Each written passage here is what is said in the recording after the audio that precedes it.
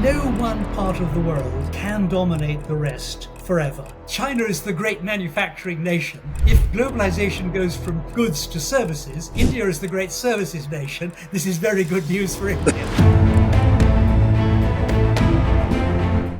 My expectation, and we're thinking now to 2050, one generation ahead, will be the US still the largest economy over China. India a very clear number 3, pushing up behind China. Sticking my neck out would be to say it will never become the world's largest economy. Yeah. That changes geopolitics in a very big way. But if you look at the relative share of India and China over the last 2,000 years, that also actually varies quite a bit. There are times when India is actually much bigger as a share of total GDP than China is. I hope globalization will change its nature rather than being crushed. Speed of adoption of technology is really going to be a clue to rising living standards. Generative AI has come at just the right moment. We've been struggling to increase productivity and quality standards in service industry. And now at last we have a technology that might enable us to do much better.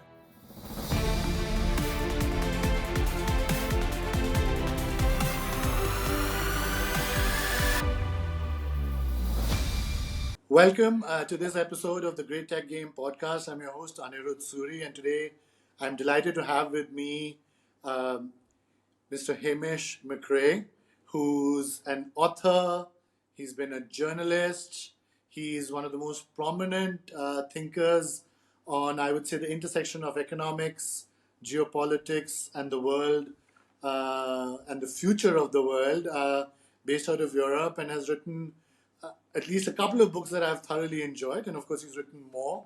The most recent one, which we'll be speaking a lot about, is The World in 2050, though there was a book that came out, I believe, more than a couple of decades ago, about the world in 2020, and a book on London, which also I'm hoping that we'll get into.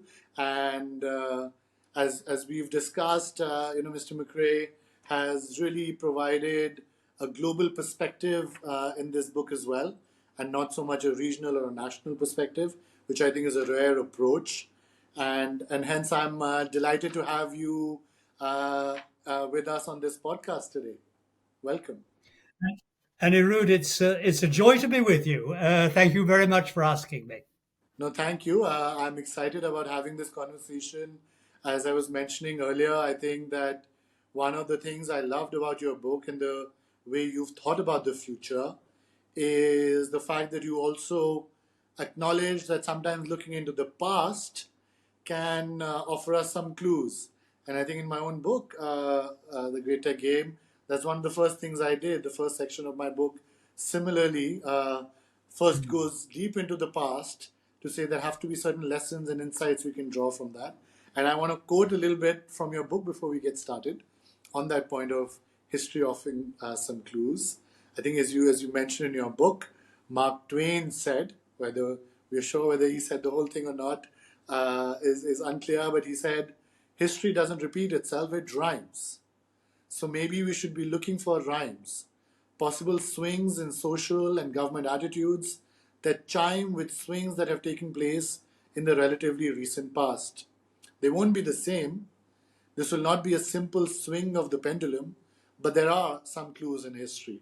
And, the moment I read that, Hamish, as I said, there's a clear alignment in at least how we tend to think about how to think about the future. So I'm delighted to be talking to you today. And, I want to cover a few things, but I want to first get started by asking you a fairly fundamental question, which is, how did you get started? And why did you get started even thinking about the future? And as you mentioned in your book, obviously, sometimes it's a foolhardy exercise because often you'll get things wrong. But, it's a very worthwhile exercise still. But how did you get started and why did you get started on thinking about the future? Oh, it was one of those accidents. I think I was business editor of the Independent at the time, but I'd already been thinking about this when I was business editor of the Guardian just beforehand, and I went to one conference and I can't remember exactly when. It was in Oxford, and I was talking about the future, and then someone said to me, "Well, wait a minute, can you recommend a good book on it?"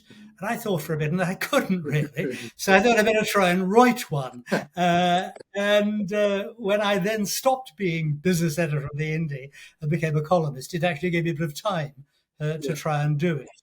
And that was what then resulted in the World in 2020, which had enough um, good things in it about the future Yeah. that encouraged me to have another whack and encouraged the publishers to support me in having another whack at it now.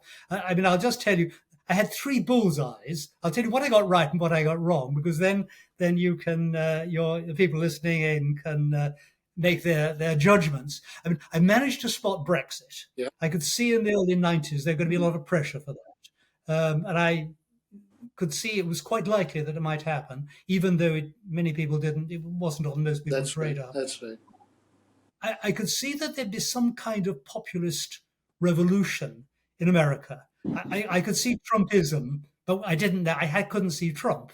Yeah. But I could see there'd be a revolution against the liberal elite. Yeah. The third thing was I was, this was in the context of the AIDS pandemic, I was worried there might be a pandemic that would be more widespread, even than AIDS, and even more serious than AIDS.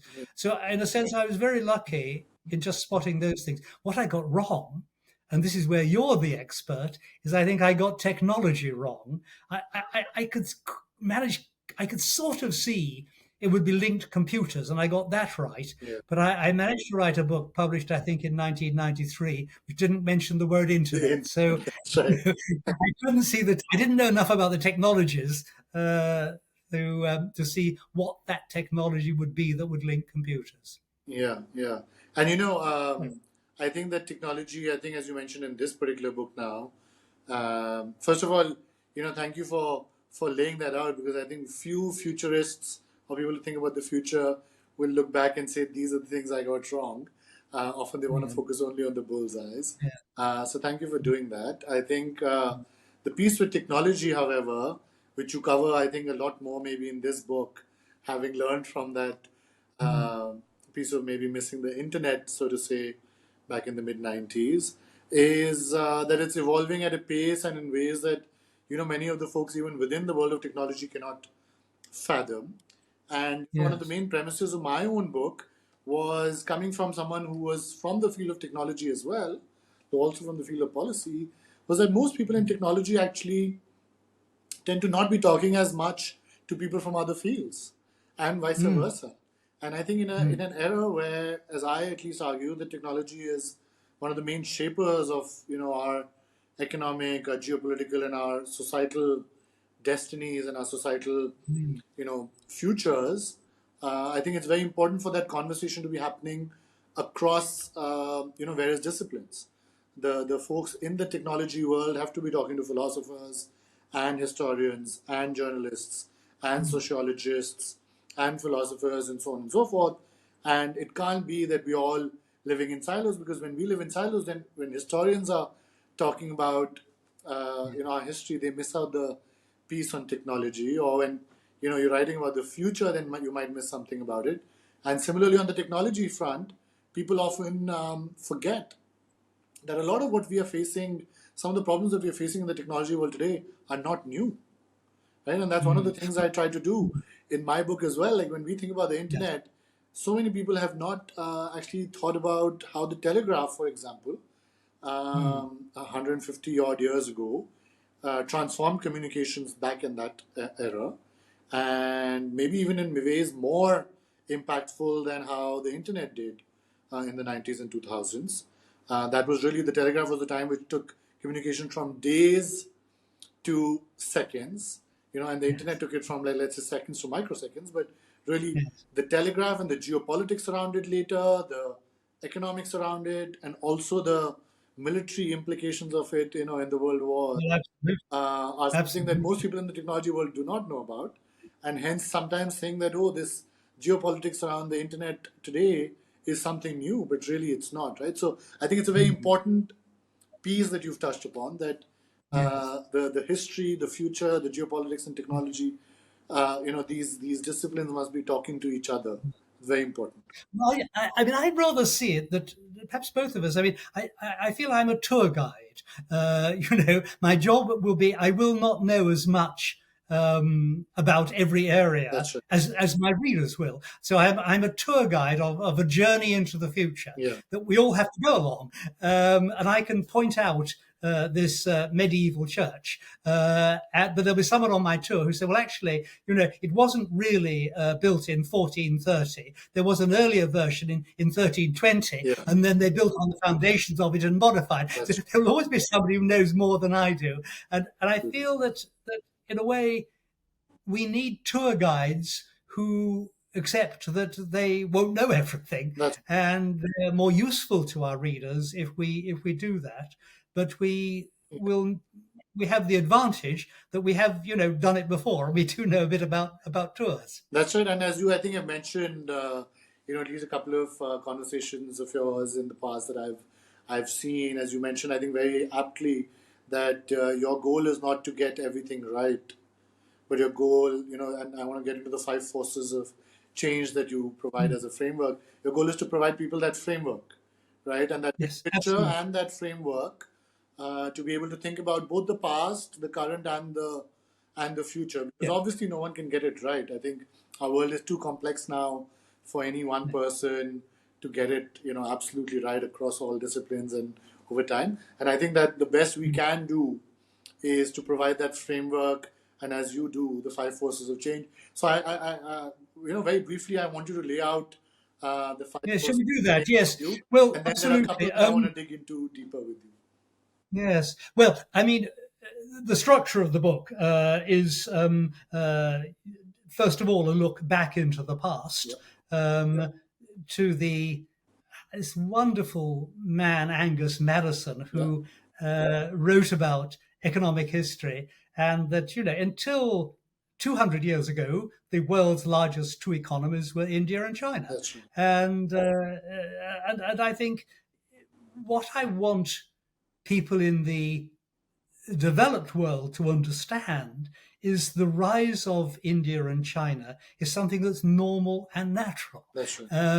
and not to be frightened by or trying to hold back in any way, but to be celebrated, recognized and celebrated.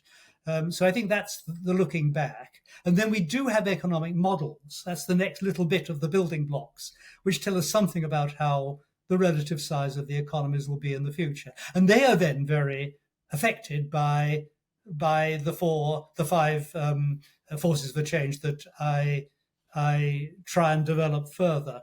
And just to run through them very quickly, Yep. I mean, the first is demography, the old developed world and the young emerging world. But then, of course, within the emerging world, there are parts which are aging very fast, That's right. China. There are parts which are aging much more slowly, India. And there are parts which are still not aging very much, Yeah. Africa. Yeah. And then within the developed world, America remains young, Japan is old, Europe's becoming older. I say that in shorthand. So I think that is really of profound importance because it gives you a really important building block for the size of the various chunks Yeah. of the world economy in 30, 40 years' time. I talk about the environment, how we've gone from many concerns to really one huge concern now. And I think here what I'm trying to do is to sketch the possible outlines and really the risks.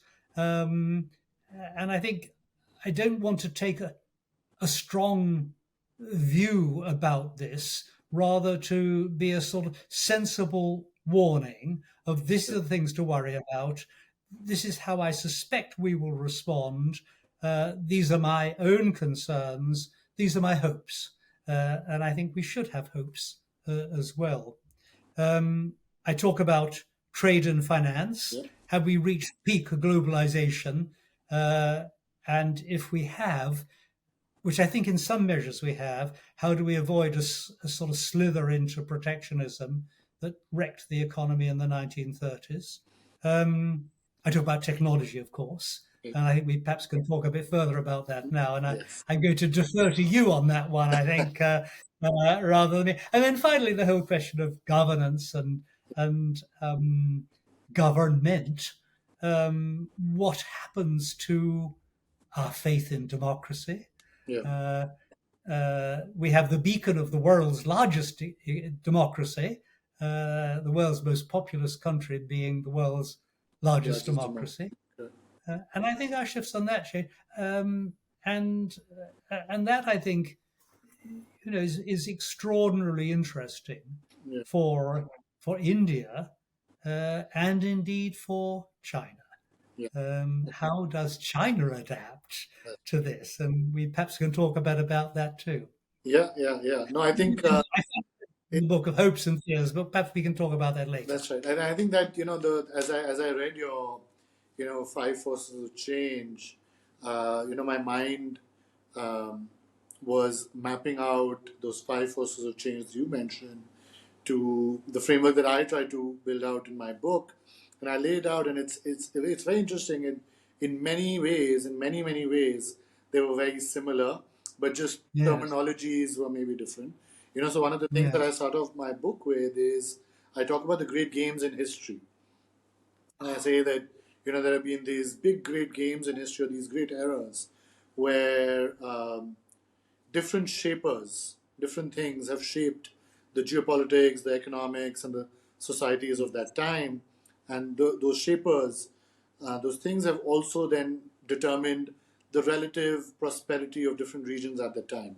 Right? So, to give you an Mm, example, I mentioned the great agri game, where I say that countries or regions that got the agriculture game right, starting from over 10,000 years ago, succeeded. And these were mostly river based valley civilizations like India, China, Egypt, etc., Mesopotamia, and so on and so forth.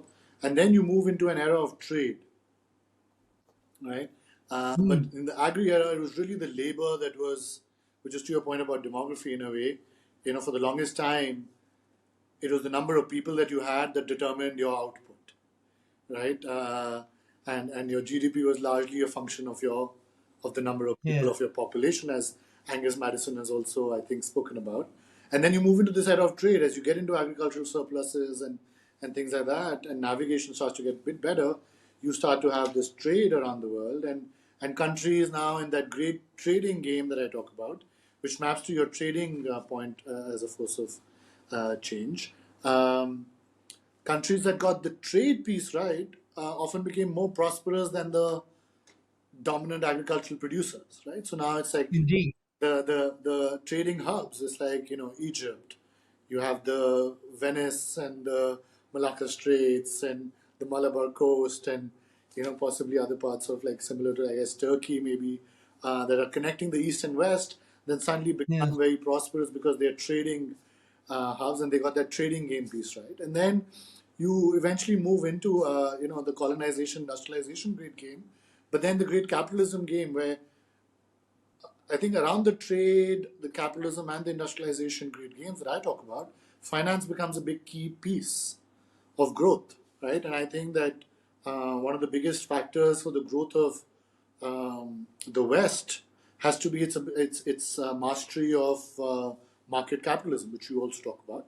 Mm, And that's mapping to your trade and finance piece. And then, I obviously come to today and I say that for the last 100 odd years, maybe we're really starting to live in the great tech game where now it's really technology that's shaping, much like agriculture or trade or capitalism did. Now it's technology and mastery of technology, and accumulation of technology. That's what I call the new wealth of nations. A play on our friend Adam Smith, who was writing about the wealth of nations in the industrial era. yes. And I say technology is the new wealth of nations, right? So I found a lot of parallels between the way Mm, you had laid out your forces of change, and the way I had thought about, how I could frame history in a way that could be relevant to what argument I was making for today's great tech game. So I just wanted to point that out. But let me now dig into this demography piece that you talk about as your yes. first force of change, right? Now, as I said, I want to go deeper. I think you've laid out your thoughts very clearly and succinctly in your book and in other talks and podcasts. So I want to go a bit deeper and ask you a couple of questions further, right? So, one of the things about Angus Madison's work that most people take away, as you rightly mentioned, is that India and China were at varying points in the last 2,000 years, anywhere between 45 to 60% of the world's GDP. At the same time, if you look at the chart now from a per capita GDP standpoint, you find very interesting conclusions. That even when India and China are some of the biggest in terms of absolute GDP numbers, they're not the richest in terms of per capita, right? And I looked at some of the charts you've included in your book as well, and Yes. for the work. And so I want to ask you about that. How important is that per capita GDP piece when we look back into history and say, yes, India and China were the two biggest contributors to global GDP, but maybe weren't, right? As you mentioned, I think even the UK is, even at the beginning, early stage of the Industrial Revolution, is 3 to 4x times maybe richer on a per capita basis. Similarly, France and other parts, right? So, one, how do you explain that? And second, how Well, significant is that per capita number in our understanding of yeah, both the history and the future? Andrew, that's really, really interesting. And thank you for. I actually was just looking at some graphs earlier this afternoon just to sort of refresh my memory on relative wealth through the ages. And I think if you go back to the time of the Roman Empire, there wasn't much in it. It was great if you were rich in India and great if you were rich in China and great if you were rich in the Roman Empire, as long as you didn't get bumped off. But if you were, a slave, and you didn't do very much better as a Roman slave than you did as a serf in out in China. I think that and by the way, GDP per head went backwards in Europe from the time of Christ, 2,000 years ago, to about 1,000 years ago, Yeah. whereas it was pretty stable. Now, I think that from memory, by the High Middle Ages, the 1300s and so on, Europe had more or less recovered any lost ground and was somewhat richer than India and China, but not much. On a per capita basis now, correct? Well, on a per Yeah, capita yeah. basis, exactly. And by the way, all these figures are pretty flaky. I mean, Of course. I think that, yeah, you, for everyone who's, looked at historical GDP numbers, I mean, we must put that caveat out that these you numbers, know, I think, you, cannot be portrayed as very accurate numbers. I mean, let alone today's GDP numbers. But but historical GDP numbers going back centuries are definitely not necessarily the most. But we're looking at but I think indications. indeed. But as far as India and China are concerned, what's actually fascinating is they really didn't make any progress in terms of GDP per head right through from 1,000 years ago to the early part of the last century. Yeah, I mean, I think that's, by the way, a great indictment on British rule in India, that we put in some infrastructure, we took out quite a lot of wealth, but what we didn't really do is was raised increase the. GDP. Yeah, And I think the data's pretty clear. China did, in some ways, even worse, yeah, than India. And you can then argue, was that the blame? Do you blame the West, or do you blame the Chinese system and century of humiliation and all that? yeah, But then I think the takeoff yeah. first of China in GDP per head and then of India And is stunning. it's phenomenal. It's like And hockey stick, correct? it absolutely leaps out. And the Chinese, I mean, in the 1970s, India and China hadn't really still made much progress in GDP per head. Indeed, China was actually, I think, had a lower GDP per head in parts of the 1970s than India did. But then the takeoff was astounding, and I looked in very round numbers. I mean, GDP per head in China now is the sort of level of the 1950s or 60s in Europe or America. And in India, in the average GDP per head is where Britain and America were in the Edwardian era, before we blew it all to bits in the First World War. That is absolutely cramming, Yeah, 150 years of economic development into 20, 30 years. yeah, And I think the achievements of both are stunning. yeah, Uh, and and so far to go too in the case of India, yeah. perhaps And not much so of it, much. I think, has to do with, if I may add, I think much of it has to do with the unlocking of the, what you call the five forces of change in a way, right? I mean, Hmm. suddenly your people are able to do what they have the potential to do in these Hmm. countries. Once you are Indeed. like unshackled from the colonial shackles or other kind of And the colonial empire-driven mindset, shackles. actually, I think, from my own perspective, and I should say my wife's family, actually, one was an engineer and built a large chunk of the Bombay docks. He was chief engineer for the Bombay docks. So we tried to do the right thing in our family, even if we didn't totally succeed in it. No, that's a good connect with the Bombay Docks. It's one of the places that actually I and my wife have visited a couple of times. Um, I'm going to keep that in mind that your Dock, place. Dock Road was actually called Messant Road on some of the old maps. We even once, my wife and I, found a sign saying, a street sign giving its own family name. Oh, that's So there we are. fantastic. That's fantastic. My mother's family was the Messant. Yeah, yeah.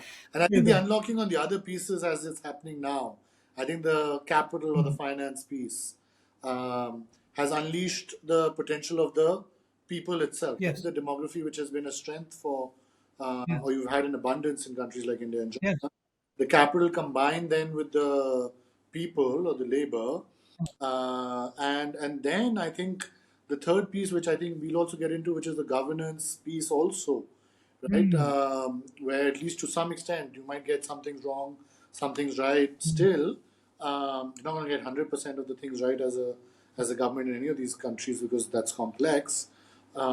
But I think unshackling of these pieces, and now I think the technology piece is also becoming a key factor where these mm, countries are also becoming both just adopters, not just adopters, but also creators of interesting mm. technological inventions. So I think that's one of the things we're seeing, that unlocking of those forces of change in these countries like India is causing that kind of hockey stick growth now, which otherwise Indeed. might have happened over centuries, is now happening in Yes. decades. The other piece I want to ask you about is, Mm,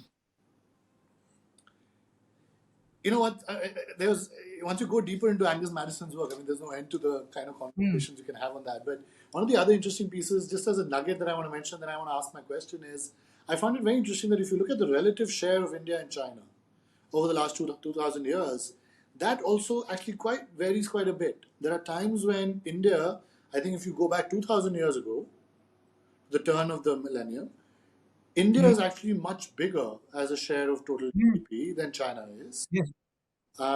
And then they sort of swap places at some point a few hundred years ago, I think, where China starts to have a slightly bigger chunk of the global Mm. GDP than India. Any thoughts on why that was? I'm not quite clear on why that. What could be Do you attributed to know, that? What reasons could be it's a attributed to really interesting issue, and I'm not clear either. I think that um, China's monolithic structure enabled it to trade very freely within itself. Now, most of that was just creating a nice life for what we call in Scotland the Highegians, um, and most people didn't get on very well. Um, Whereas I think in India, in the Indian subcontinent, I should say, it was more chaotic. There wasn't as much interregional trade, and it may be that meant that China, for a while, pushed forward.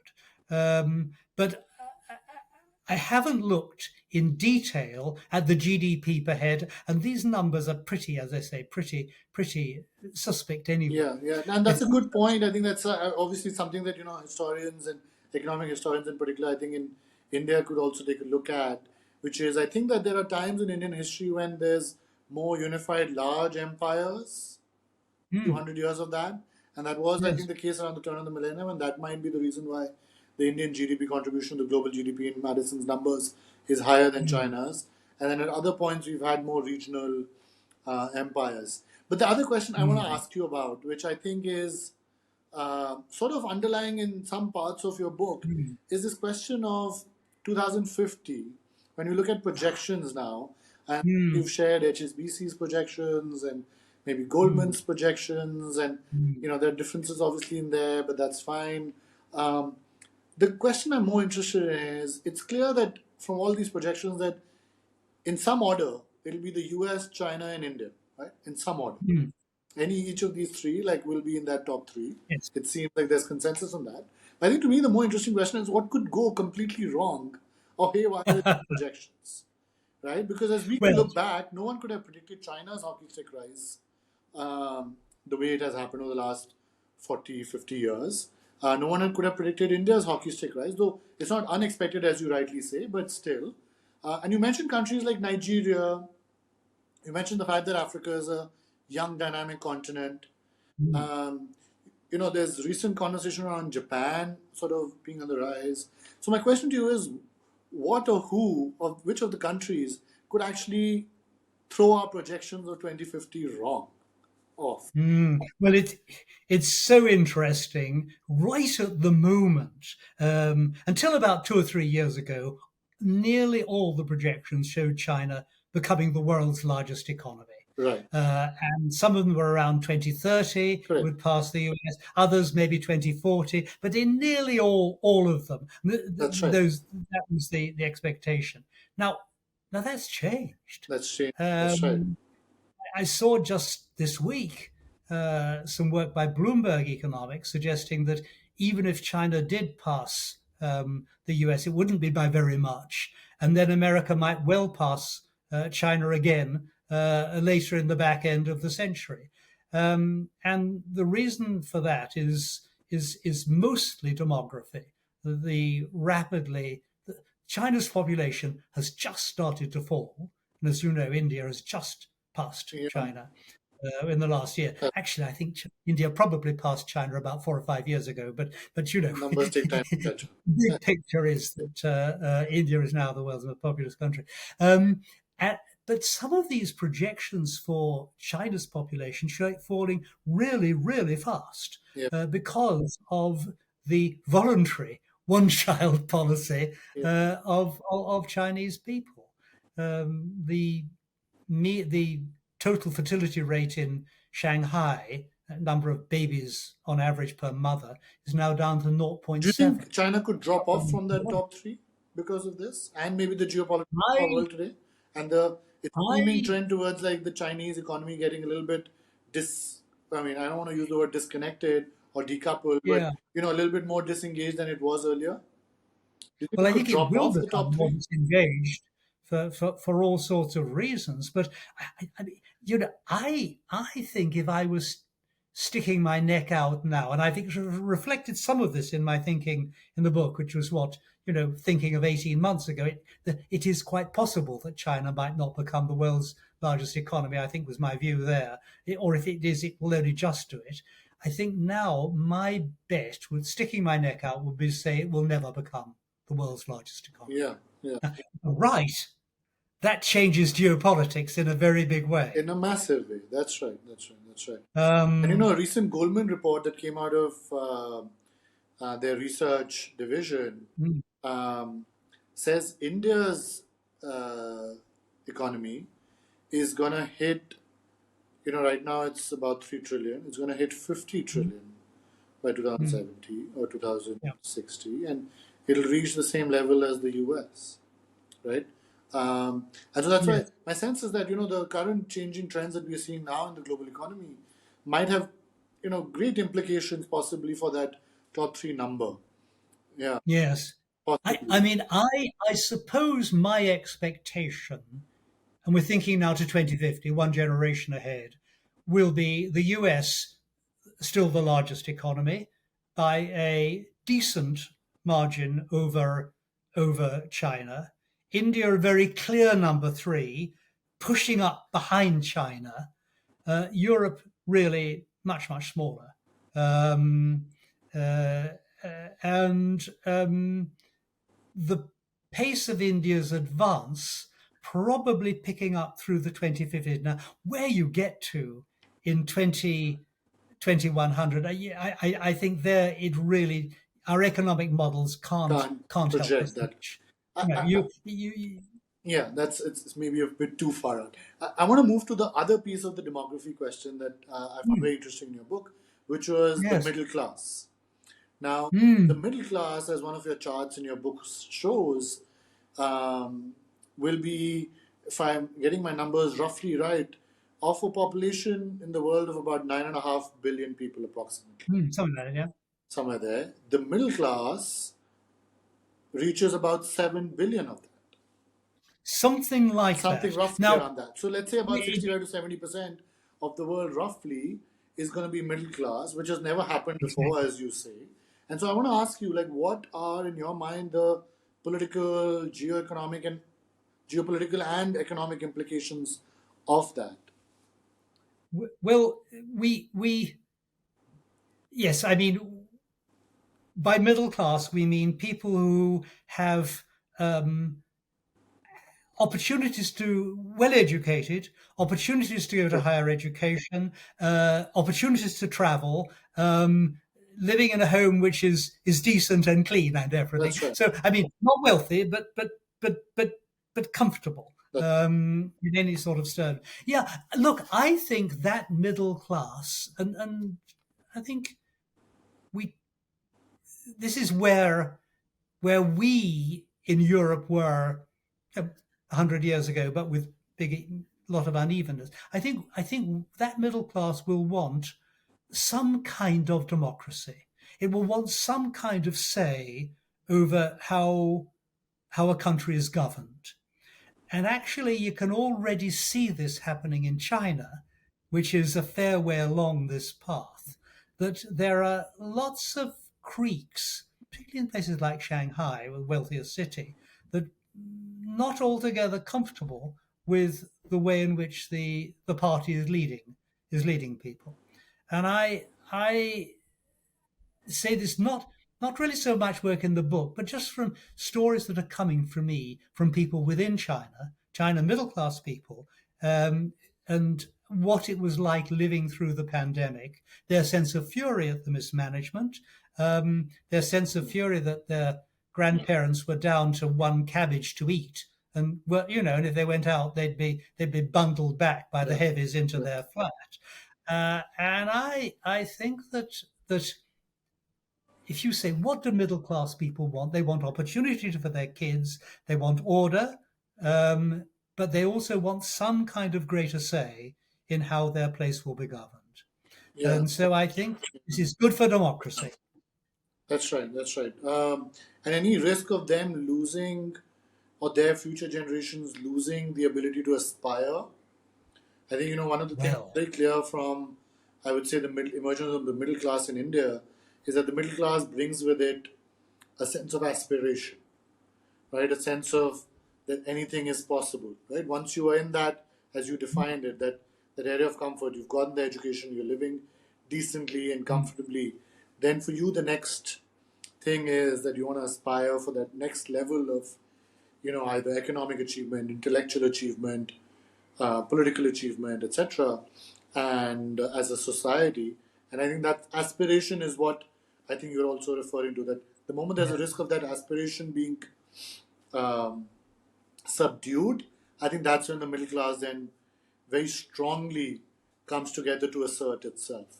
Let me Yes. move to. And by the way, just following that thought through, I mean, we look at United States of America, where there is a lot of dissatisfaction in the middle class that they're not having the opportunities that they feel they ought to have, and I think that dissatisfaction will have to be worked through, and the American elite will have to do something about it. I hope not in the sort of crude Trumpian way, Yeah. but also not in what might be said the liberal elite way, which is let's we really feel sorry for these people. We're going to really help them, but actually you're not really helping them very That's right. much. And one of the first things that strikes you when you look at even pre-World War One history in Europe Mm, is, and as I was looking at that great industrialization game, at the peak of industrial capitalism in Europe, the levels of inequality are mm, massive.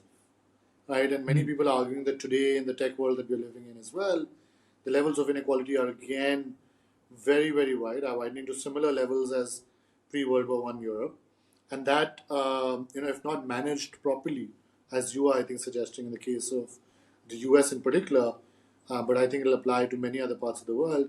If that kind of levels of inequality continue to broaden and are not managed well, then of course, we've seen how what happens in terms of social movements, social political movements in Europe, wars, right, and real conflict, both economically and societally, and even ideologically, that then results, right, and that then in a way has shaped the rest of that century, right. So I think it is a massive piece that will have to be managed, and it's unclear whether governments will only become more and more like welfare states, which was seemingly the reaction of Europe, right, to the labor movements of the time to become welfare Mm. states. Whether that will be the reaction that governments in today's world will have to this kind of widening chasms, or whether there'll be more innovative, more creative Mm. ways of dealing with these governance challenges. I think within the developed world, governments have to do better. I think as simple as that. And I think that the European welfare state model is going to be under a lot of pressure, a lot of threat. But we will see. Um, I, I, I suppose the thing that interests me most, and you mentioned the word aspiration a moment ago, I think the thing that interests me most is the extent to which the aspiration will become the aspiration of the new middle class of India and China will become more of a model for Western democracies. And are we in some kind of trouble within the West that we're not meeting aspirations in the way that is happening in India and China? I suppose, in shorthand, will attitudes in the Western middle class be more and more influenced by the social attitudes of the middle classes of India and China? Yeah, and I think that's a very fair question because when you look back into history, Hamish, you find that when Europe is on the rise and when Europe is prospering relative to Asia, um, it was absolutely the other way around, where people within the colonies of that time or Asia broadly were being very much influenced by the attitudes and the cultures and the values of the West, right? So I think it's a very fair Mm. question for us to be asking that as India and other countries in Asia, let's say, rise and economically, what kind of interplay of aspirations, attitudes will happen now, vice versa? I think that's a great question, and for all of us to think about. Now, from a globalization standpoint, Hamish, if I may get into that now, it seems that Yes. we've now had several decades of, in many ways, unfettered globalization, or at least as unfettered as one could have imagined. And the current geopolitics, however, seems to be suggesting that that model of globalization is now going to change. You've spoken about this. There's talk about friendshoring, nearshoring, onshoring. There's this idea that you were also mentioning of, rising attitudes of protectionism again coming in. And as we Mm. talk about more of these decoupled bipolar world Mm. scenarios, Yes. uh, how worried Well, we're would you seeing be? we're seeing Yeah, how worried would you I was be going to say about this we're decoupling? seeing pushback right now. Absolutely. Yeah, and Um, so how worried would you be about this? How worried would you be that this could actually reverse the economic growth even of countries like India that are currently rising, not mm. countries even in the West? And Well, of I course, think we have to be worried. Um, I suppose the horror story from a European perspective is, well, and indeed, I suppose, a North American perspective too, is the catastrophe of the First World War reversing what had been the best part of a century Yeah. of economic advance. Now, it was shared unequally, that advance, so all sorts of flaws, but it reversed it, and it was dreadful. And we in Europe managed to blow it through our stupidity and our arrogance. Uh, and the more I just think of the First World War and the damage that did, it took well into the second half of the last century before that damage was being properly repaired. Prepared, yes. Now, at a higher level of globalization that actually in 1914 measured as international trade as a percentage of GDP, but we've stalled. It hasn't gone up for the last 10 or 15 years. And actually, it stalled even before Trumpism and pushback against China and so on. So I think we're moving. I think globalization. Sorry, start again. I hope globalization will change its nature rather than being crushed. Yeah. And I hope we will have the good things of globalization, which is, and we won't need to move goods around. We can make goods locally. Um, we won't need to move goods around so much. What we will do is, I hope, have an open idea for moving intellectual property around and moving money around.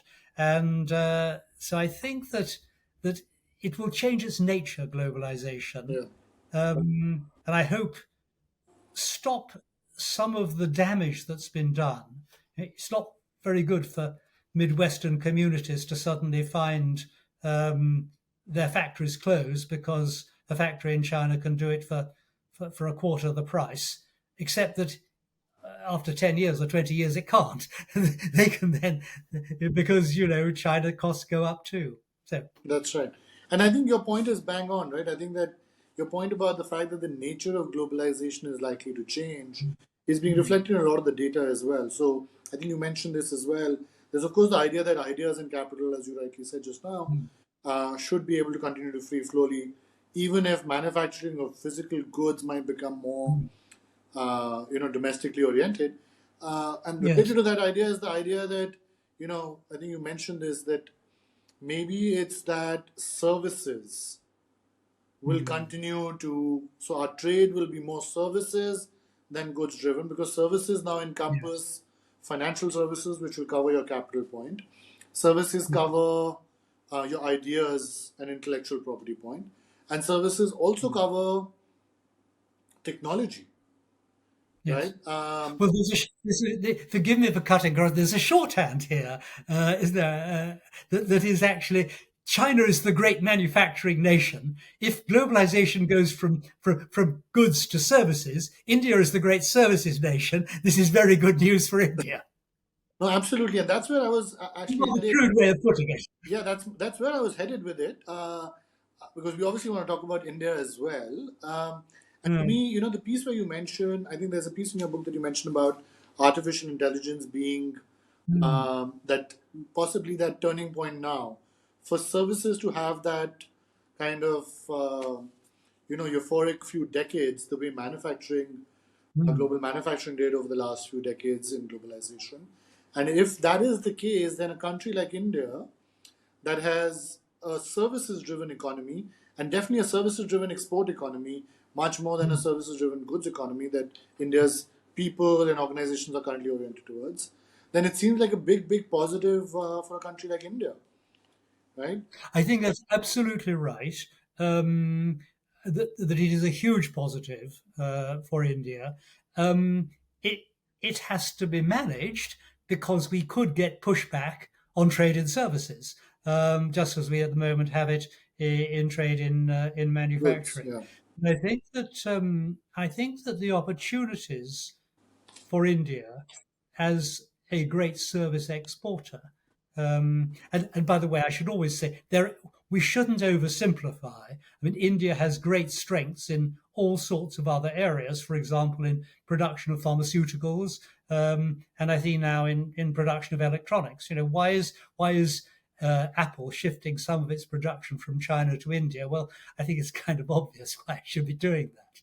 So I think that there are very big opportunities for India there, but trade in manufacturing will still matter, and Yeah. that will Eh, matter. That will help Yeah, too. yeah. No, absolutely. Hamish, if I may share a couple of things from my book here, because I think they're relevant to the Yes. point you just made about India having to have a diversified set of things that it's working on, not just services, but also manufacturing and so on and so forth, and also fixing our agricultural sector, right, and Mm. productivity and exports on that. One of the pieces I talk about in my book is as countries think about how to participate and compete and win at the Great Tech Game, I Mm. lay out a taxonomy of about 6 or 7 Mm. strategies that different countries, depending on their comparative advantages, could think about adopting, right? Because different countries, different sizes, different comparative advantages, Mm. different, I would say, technological orientations, different levels of technological Mm. orientations, and different amounts of Yes. tech talent to begin with, have to think about their game plan very differently. You can't have a one size fit all game plan that all countries can now say, oh, listen, this is the great tech game we're living in. This is the formula, we're going to follow this.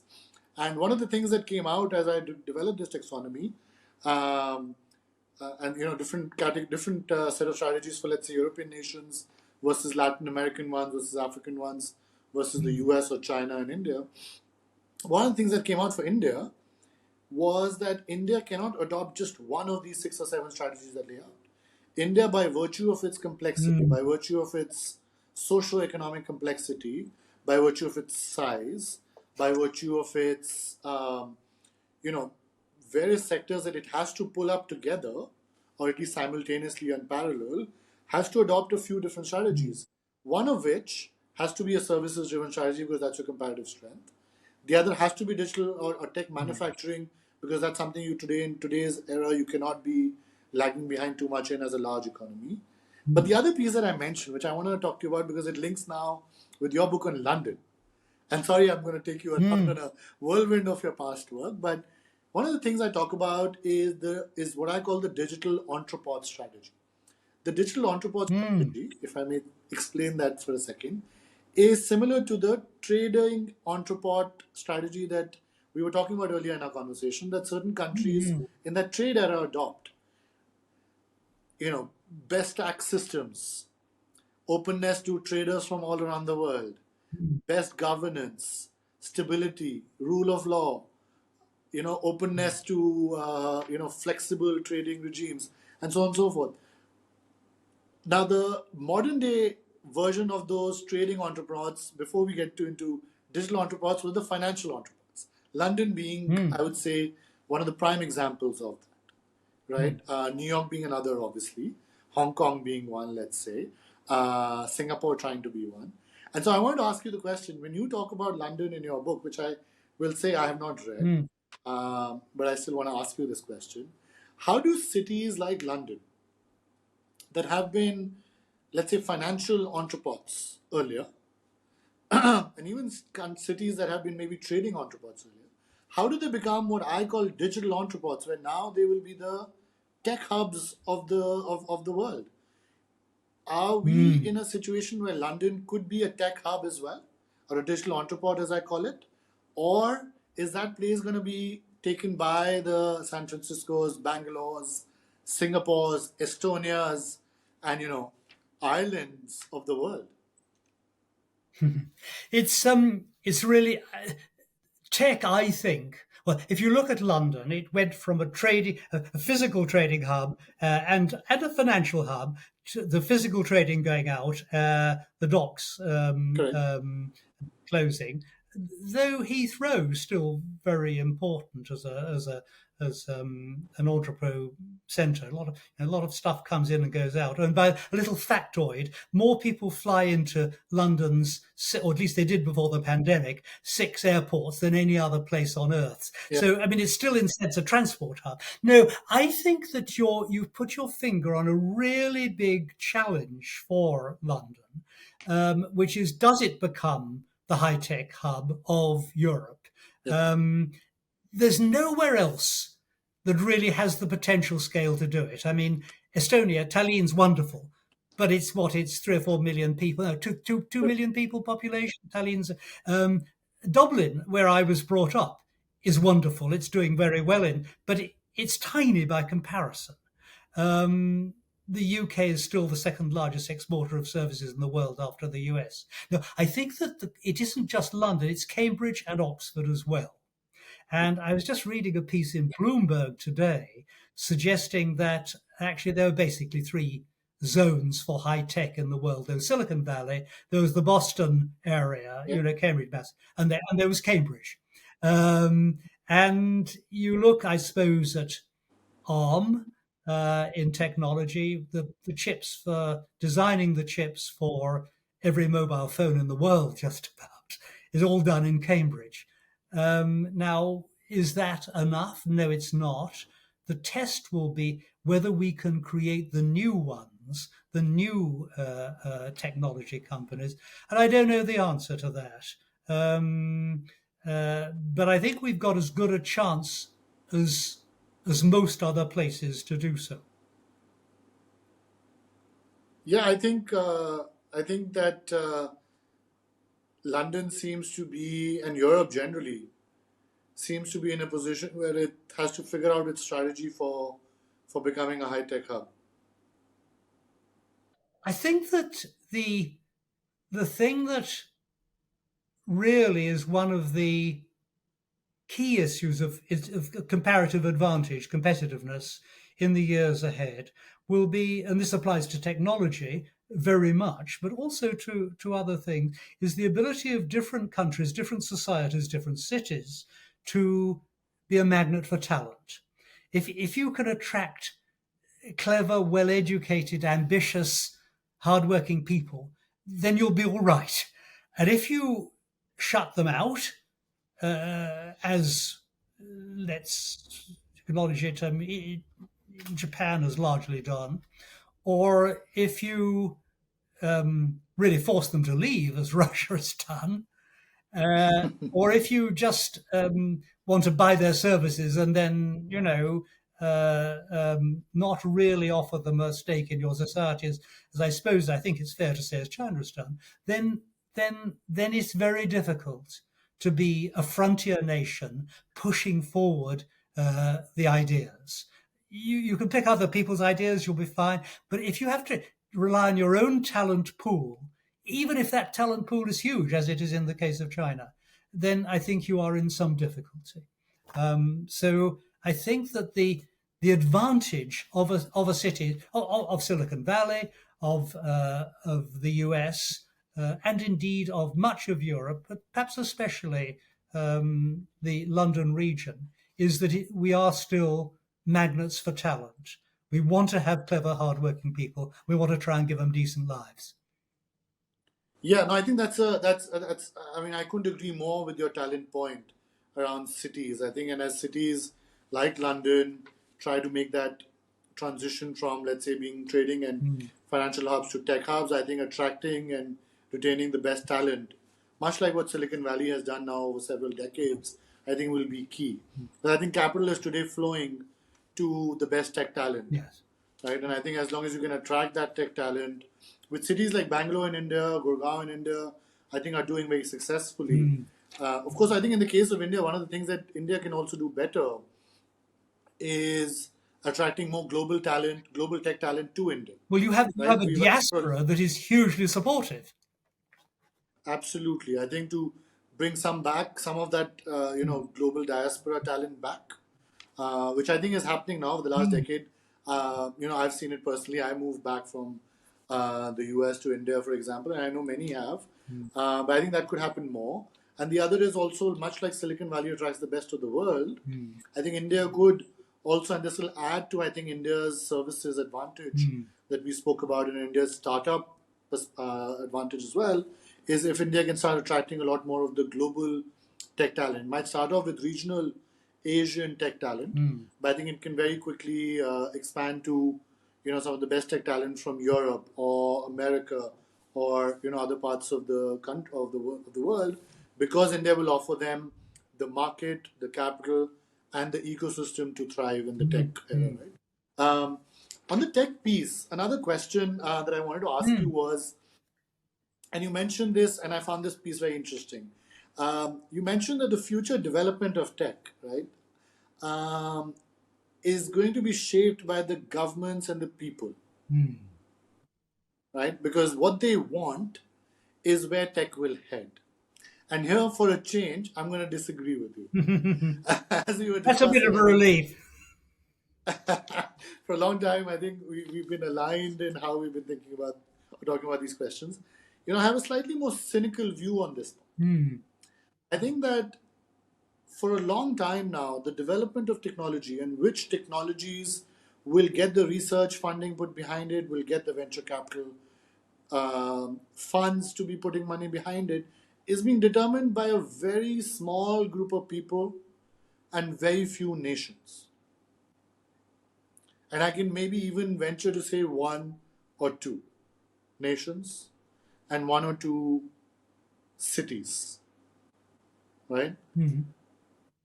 These, and I'm talking about Silicon Valley, places like Silicon Valley, for example, where the entrepreneurs there, where the engineers there, where the venture capitalists there, that ecosystem that's been thriving now for several decades, almost has a very strong sense of where technology should head, Mm. what is needed, and then what gets adopted, right? So you see social media coming out of there and getting adopted globally, billions of dollars going into that. You see then mobility. I think you mentioned this, that personal mobility is a big priority for the US, right? So you see companies like Uber coming out of that and then spawning various other tech platforms around the world Mm. globally. You see delivery companies, food delivery companies, and now more recently you see artificial intelligence, Mm. LLMs, large language models, being the dominant technology that everyone in the world is talking about. Why? Because it comes out of the valley, Yes. right? Whereas if I was to go with your thesis, which is that technology will develop basis what governments and people want, then I think, as you rightly say, even in your book, in India, the problems which you want technology to help you solve, and especially technologies like AI to help you solve, would be around agriculture, education, health, Mm. as I think you also say in your book. So that Mm. piece I agree with. But then what I don't agree with is that this, I would say, rather optimistic view that even though technology is today controlled, the direction of technology is controlled by a few, that somehow technology's future path will be determined by governments and people around the world. Well, I think that you're right in the sense that at the moment there's been this extraordinary phenomenon that one very small part of one country, West Coast America, and only part of West Coast America, not much of this is going on in Los Angeles, all up further north, um, actually dominates the world in a way which is quite extraordinary. Um, that won't last. Something will something will happen which will stop that dominance. We saw how Detroit dominated motor manufacture.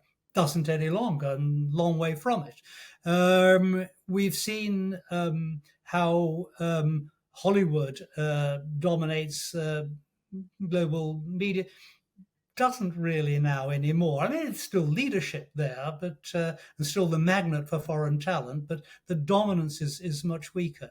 I think something will come along. Sorry, step back. If that little bit of America can go on producing things that people want, then the market will say, "Okay, fine, we will take them." They're happy And with for the moment, that's happening. But I, no one part of the world can dominate the rest forever.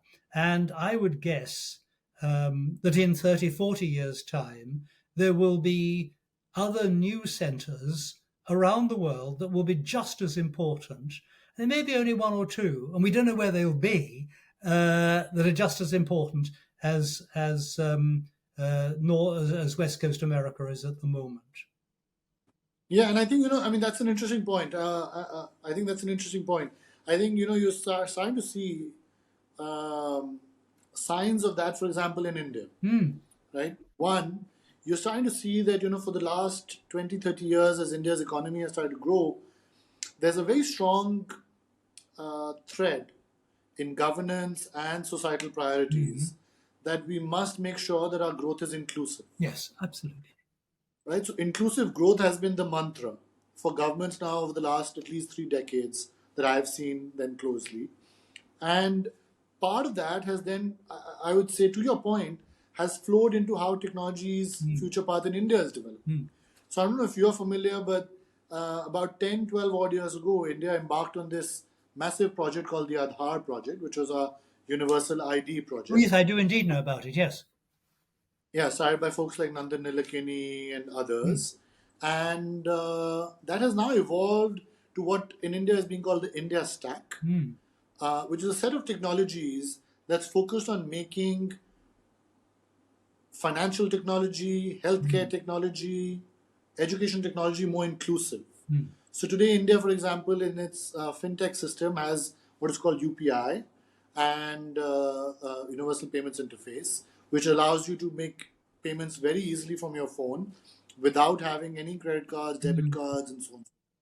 And that today is like one of the biggest drivers, I would say, of dynamism in the Indian financial sector, because it has allowed a much larger chunk of the Indian population to now be transacting through their mobile phones.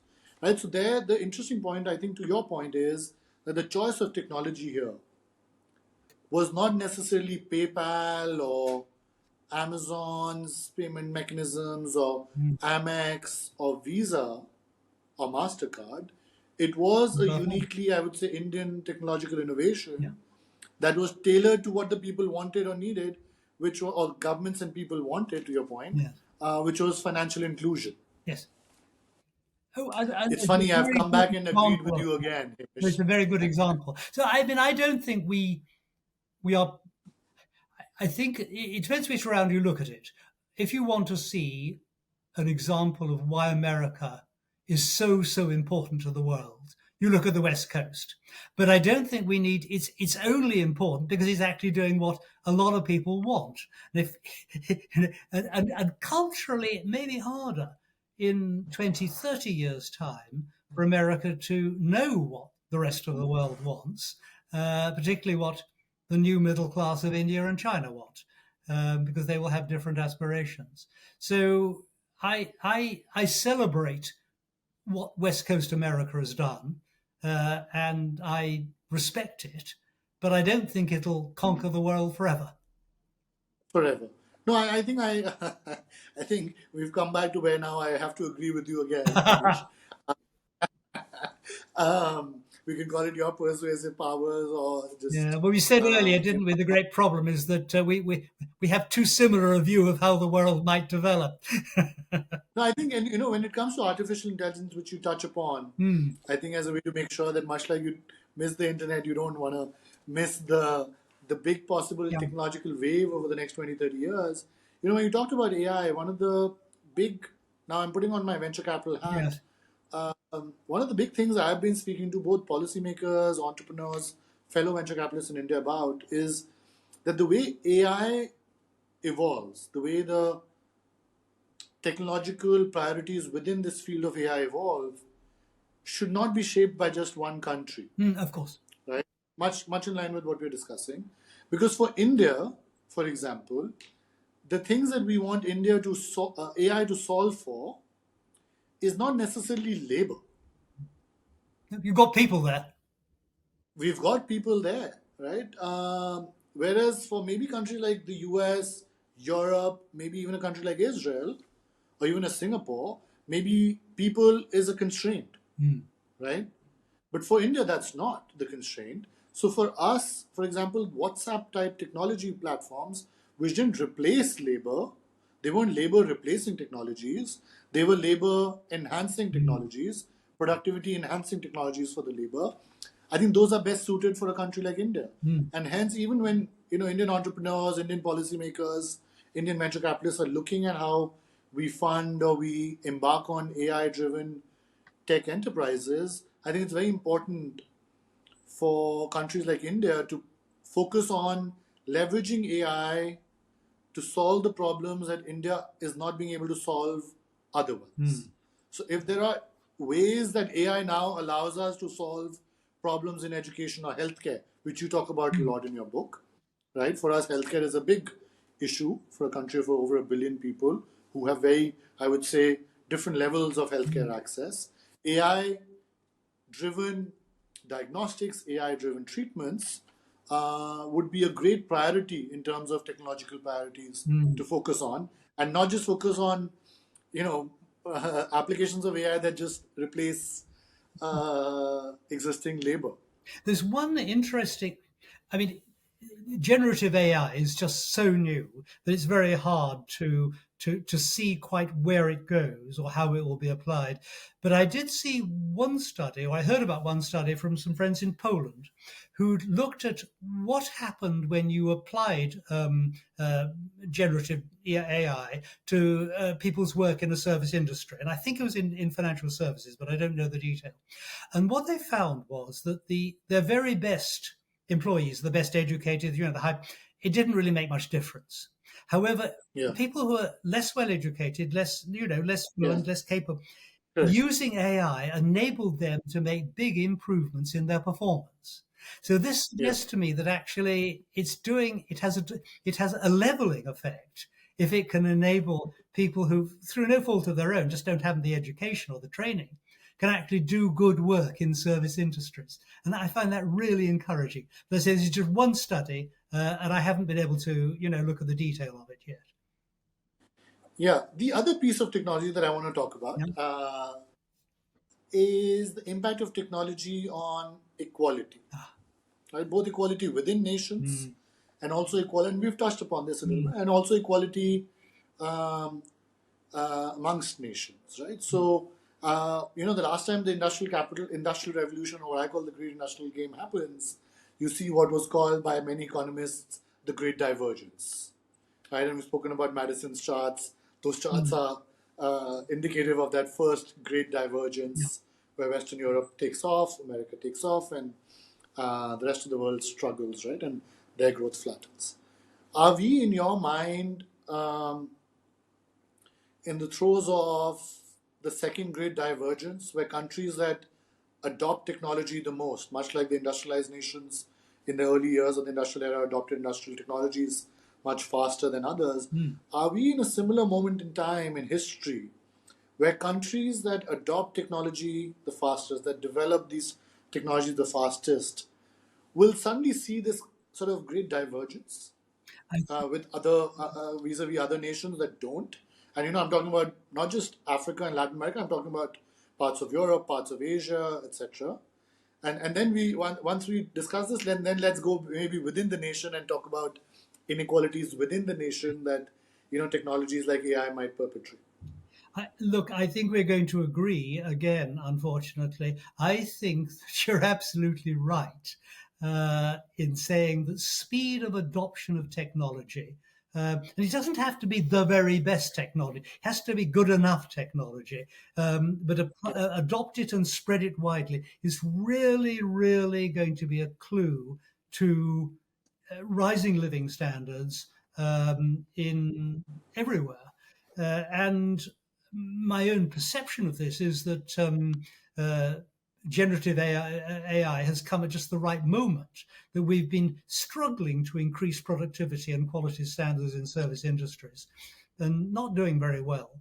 And now at last we have a technology that might enable us, as we gradually learn how to use it, to do much, much better. So yes, absolutely, the countries and the regions within countries that adopt these technologies will do better vis-a-vis those that don't. And I suppose then the challenge is to say, okay, we have some parts of our own country, and we struggle with that in the UK, that are not adopting the technologies as quickly Yeah, as others. So how do we encourage them to do so? We have some individuals who find it difficult to adopt these technologies. How do we encourage them again? So I think that maybe the key to reducing inequalities is to, or maybe put it the other way around, to stop inequalities rising is actually to encourage and channel and drive proper, swift adoption of technology. How And you do that, I don't know. But, yeah, no, I think Tom Piketty, right, in his book Capital, um, I think offers us a clue, and a few Nobel economists, I think Nobel Prize winning economists have offered us a clue, which is I think that skill diffusion has to be the way forward, right? So when we were talking about welfare states earlier, and whether the best that governments will be able to do to manage these kinds of rising inequalities within nations, is it just going to be that we'll end up as more and more welfare states and more populist governments? I think that the creative or innovative approach that could be different is where governments really get this skill diffusion, technological skill diffusion piece right yes. within their country, right? At the company level, at the individual level, in education, in schools, etc. I think that technological skill diffusion focused strategy, I think, is possibly a path forward there, as opposed to trying to make every region or hub in your country, trying to make Detroit or San Francisco, or one of the industrial towns in the UK to become like a London, right? I think that's a little bit of a foolhardy exercise, but to the extent that there can be skill diffusion, and also specialization, because tech is a very broad set of skills today, right? So it could be cybersecurity, it could be software, it could be coding, it could be design, development, research, right? There's a wide range of skills that are, I would say, encompassed within this field of technology today, even marketing, for example, and sales. And I think as long as you're doing that kind of skill diffusion of different kinds across different geographies within your nation, I think that seems to me that should be a priority. Yes, and the market will, to some extent, signal what it needs. We will have companies crying out, "We need this particular set of skills," and therefore, That's right. and it'll be different skills in different areas. Absolutely. Just a last question. I know we've gone on for much longer than we intended to, but it's been fascinating. The last question is basically, I think, around the risks and opportunities that you highlight towards the end of the book. I think we've covered a fair bit of it. I think we've covered the mismanagement of geopolitics piece that you've talked about. We've talked about democracy. We haven't touched so much upon climate, but I think your views on that are very clear, and I agree with you on that. The piece I want to ask you about is the opportunity or risk that you talk about, which is that of, I think you view it, you portray it fairly optimistically, which is something you've said across your book, that yours is an optimistic book, is that of the US becoming calmer and China becoming more cooperative. I want to, again, like try and disagree with you there and challenge you on that a little bit.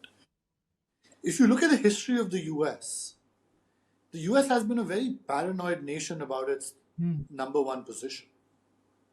Ever since it gained it, I think the US has been a very paranoid nation about losing it. And I think that's what ultimately, from a philosophical or psychological standpoint, has caused it to be very, very clear that any competitor, any number two, must not get too close. Whether it was the Soviet Union, whether it was Japan in the 80s, 90s, and whether it is China today, right?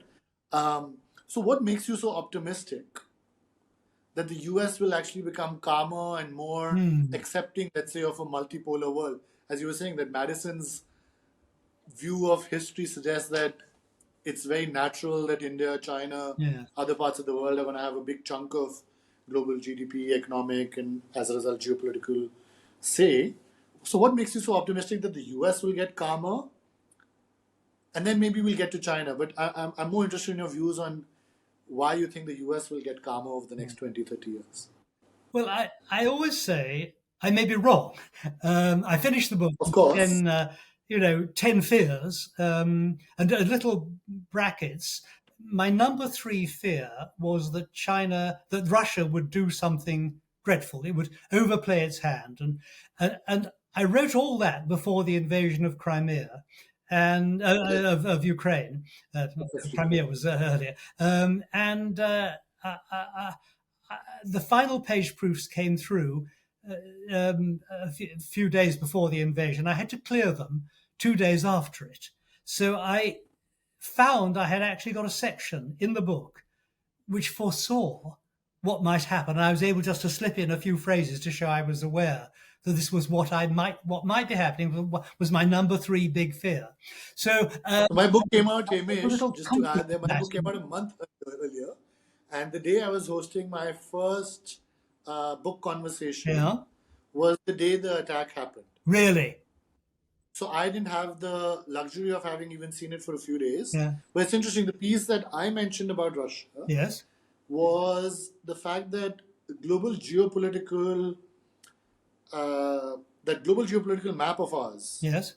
right? The biggest risk to where we think it's headed is if Russia and China become closer. Yes. And for the US, that would be the biggest risk to how it wants to see the world. If, there for any reason, Russia and China become closer, despite having a checkered history and relationship over the last 60, 70, 80 years, if that happens, then I think the US will have a tougher fight on its hands. Was the piece I mentioned before the attack happens in late Feb. So I was listening to an earlier podcast of yours, and I heard you mention that you were only able to sneak a little bit. Oh, yeah. But anyways, I just wanted to share that anecdote and then let you continue on the point about. Well, we both in a way, and it's take comfort, though of course it's terrible what's happening. That our mindset is actually fits in with the way the world has been developing over the last few months, and in a way that suggests to us that our intellectual framework is the valid one, and that is a comfort. No, I mean, look, I suppose, unlike you, I've never lived there, but I've lots of contacts with it. I have a daughter who's married to an American. I have American grandchildren in Washington, D.C. So, I mean, I have very close feelings, and I have American relations. And so I would say that I have a comfort that America will be sensible about how it manages its own future.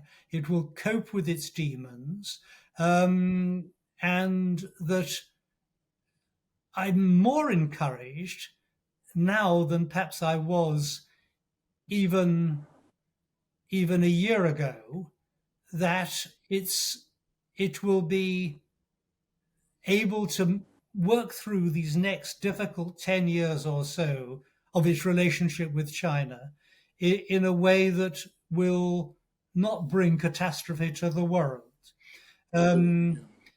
Now, you make the very good point. It will feel uncomfortable if it is not number one. I think that the growing evidence that China will fade, and I think now fade even faster than seemed likely a year or two ago. I think that makes me more comfortable about America, and I would trust it to use its power wisely. I mean, in the end of the day, if you have to make a choice, and you are, I don't know, you're an African nation, who do you choose to align with? Is it America or is it China? It's a pretty dumb choice, actually, which one you go for, really. Yeah, though I think, as you rightly say, ideally countries don't go back into that kind of Cold War, having to choose sides type framework, but really go into a. Could I just say one other thing? I mean, I do believe, Pasha, that China should be respected, and I'm sometimes troubled by the way in which other countries don't respect it enough, and don't see it as this great force of a long civilization, much longer than ours in any of our civilizations in Europe, and are not sensitive to that. So, and I do think we should also respect the achievements over the last 30, 40 years of bringing hundreds of millions of people out of poverty. So I think that the difficult thing will be for China itself to accept it makes this transition from a country with a rapidly growing, the hungry teenager, to becoming a comfortable middle-aged person, and then a comfortable, energetic old age retirees, enjoying life on the golf course rather than wanting to go out and riot or still more so take over their neighbors. I think that's a great visual you've painted. I love that. I think I'll add one point from history, which is I think in line with what you're saying. That if you look at and we go back to the starting of our conversation with Angus Madison's charts, a world where that pie chart of global GDP and the share of different regions, where it is balanced, I think is where we will see I would say, a multipolar world, for lack of a better term. And, I'll cite a very interesting example I came across in my reading of history of the trade in the Indian Ocean and back in the day, which was that there was no sense at that time, and I'm now talking about over 1,000 years ago, when the Indian Ocean trade is thriving, that there needs to be one winner or one dominant power in the Indian Ocean for that trade to thrive and benefit everyone that was involved in it. The idea was that the Indian Ocean serves as a trading field for everyone to play in. And sure, some might do better than others, but there's never this idea that there should be one sheriff or there should be one dominant power. And I think that's the vision of a world that hopefully we get to sooner than later, once we have, at least the US and Europe and China and India and, hopefully Latin America and Africa, all of these regions, I think, pulling large amounts of the global GDP on their shoulders. And we'll conclude our conversation on that hopeful note. But I still have two quick questions that I end every podcast with that I want to pose to you, and these are very quick ones. One, which other book, other than, of course, yours and mine, would you recommend for listeners of our podcast to read if they're interested in the kind of themes we've talked about today? And the second is a recommendation for a guest on this podcast who you think we'd enjoy speaking with. Oh, gosh. Well, the guest I would suggest would be Neil Ferguson, the British economic historian now living in America. I've met him once. I don't know him, but I'm most impressed by his stuff. And I went to hear him in London recently do something, and he would be really good. A book. I don't think I can think of a single book that I would suggest people read aside from our own stuff. I think I would suggest that people look at, I would suggest that people go back to the work of Angus Madison. He wrote a millennial perspective, which is not it's a book. It's an essay, a short book, which for the OECD around about the year 2000, and I felt that set a context which I just found very comforting, and reading that then enables one to delve into stories of history, such as the one of economic history, such as the one you've just mentioned of Indian Ocean trade, which, by the way, I think your point is wonderful, because in trade, everybody has to be a winner. You don't trade if both sides aren't winning from that trade. It doesn't happen. And one of the That's right. things that upsets me about so many things, contests, the Olympic Games, tennis matches, whatever, is football. There has to be one winner. And you would One. have, and that's wrong. The losers are totally brilliant. They just on that day That's don't right. happen to be quite as good as the winner. And so I feel this idea there has to be one winner in the world is a dreadful, destructive one. And the great thing about trade is it only happens if both sides are winners. Yeah. And so a multipolar world and the directions and how we created that multipolar, how we created this world over the past 2,000 years, as charted by Angus Madison, I think would be, and there are various bits of work that he did. I think that would be the area that I would like to. I think I would direct people towards because it's certainly To dig deep. my understanding, and I think it would be helpful to other people. No, lovely, lovely. Thanks so much, Hamish. This has been a completely delightful conversation. I think I've learned a lot, and even though we've agreed on most things, I think it's very helpful to get different perspectives and angles with which you view certain things, whether it was technology, our conversation on technology, or democracy, or the recent conversation we had about geopolitics and the global order. So thank you so much for taking the time. It's been a pleasure, and I hope that if ever travels bring you back to India or the Bombay docks, that we can meet in person as well. I would like that very much. Thank you so very much. I too have learned a great deal from our conversation, and I will read your book, which has now already been ordered, with even more delight. Thank you so much. This has been a pleasure, and I look forward to staying in touch.